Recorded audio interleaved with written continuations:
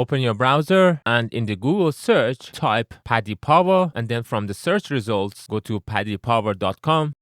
At the top, you could see the promotion. So don't simply tap on sign up. Otherwise, you won't get the promotion. Instead, tap on the promotion itself. This would then automatically open the sign up page with the promotion already applied. So select your gender, type in your first name, type in your last name, enter in your birthday, enter in your phone number, and then scroll down, select your country, and then enter your address. And finally, tap on continue to step 2 out of 2. In here, you need to enter your email ID, type in a password, and then you need to answer one of these security questions. For example, your father's first name, type that in. You will need to also set up a deposit limit, tap on time period, and then you could select from daily, weekly, monthly, or even no limit. I select monthly, and then you can enter the monthly limit, which means you would not be able to deposit higher than the limit that you would enter in here. For example, £100. You would need to also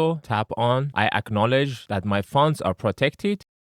Tap on sign up, then it gives you this message saying that you could actually change the deposit limit, but it would take 24 hours for the new limit to take place. So tap on continue, then you could choose your contact preferences or simply tap on skip. Now, here is important. If you had already opened an account many years ago, even with an email ID, that's different than the email ID that you're signing up today. But based on your full name, date of birth, and address, they would detect that you already had signed up before. And even if you have closed your account before, it doesn't make a difference. You would still not be considered as a new account. However, if it is your first time signing up to Paddy Power, then you will be logged in and the sign up would be completed.